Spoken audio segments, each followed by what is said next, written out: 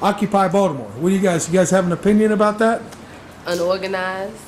I don't think anybody knows exactly what's going on but the actual people doing the occupying. So if it was a little bit more media based on a truer level, so we know what's actually going on, maybe they could be supported by more people. Well, everybody's angry, but I remember one thing that the president before the president we got now caused all this. You know, and the president before that tried, but the president before him screwed it up too. So, but you know, since the war, 9/11, everything was going down. It went down here.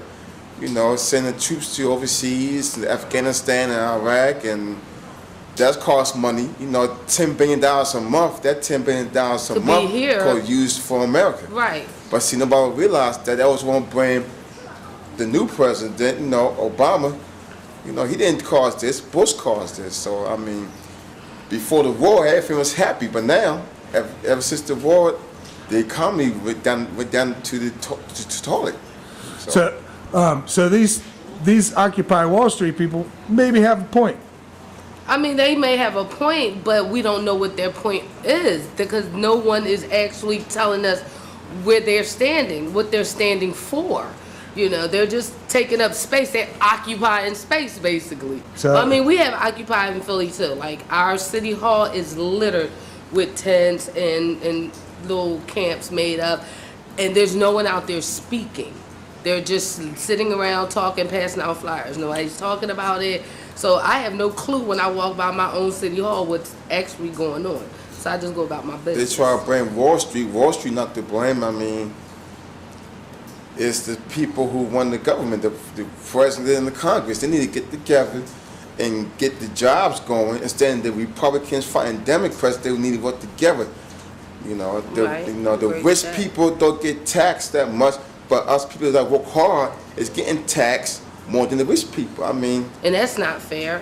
Mm-hmm. And we got a homeless situation over here that is worse or comparable to the homeless situation in third world countries. If you actually go through the United States, you could see that. I mean, I see homeless people every day just going to work. So, and these are people that I probably worked with, but they lost their homes, their jobs. Hell, I was homeless once. And so for 4 months, I had to do what I had to do for me and my kid. And thank God I got a job now and a place to live, but you know, I didn't blame nobody. I just took the punches and did what I had to do. And instead of sitting around in the rain, when you have a home, to me that's ridiculous.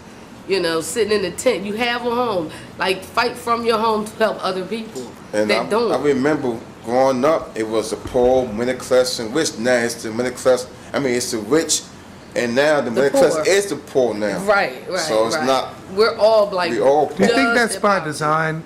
Because I'm gonna go out here on a limb. I've heard people say that other countries, other government systems would wish for the U.S. to collapse, to destroy the middle class. Well, I say when I was younger that when I get older, this country will be a third world country. And we're about there now. How do you figure we're gonna head that way? Because the education-wise, we lower the total poor education-wise. Mm-hmm. The stock market is almost crashing all the time. I mean, the American dream is on a home. You know, everybody's losing homes. And I remember one time when I was growing up, my dad worked one job, but now you got about 2 or 3 jobs just to keep that one home. Right, and that home been in your family for years. Yeah. I don't even own a home. I live in an apartment, so my American dream went down the tubes years ago. But you've always worked. Always worked and still don't own my own home. Paycheck to paycheck, I mean, you can't get the American dream. You got to cut corners, like the old saying say. You got to rob Peter to pay Paul. So if you do that, you may buy yourself a house. If not, you got to pay your bills with that paycheck. Live off the paycheck to paycheck. Do you want to encourage them, or do you want to tell them go home and get a job? If you have a job, that's fine. Go to your job and work. But basically, just don't sit around and spewing stuff that no one has a clue to what you're talking about. At least be clear on what you're standing for so the rest of us can either support you or not support you. I ignore it because I have no idea what they're talking about because no one's telling me.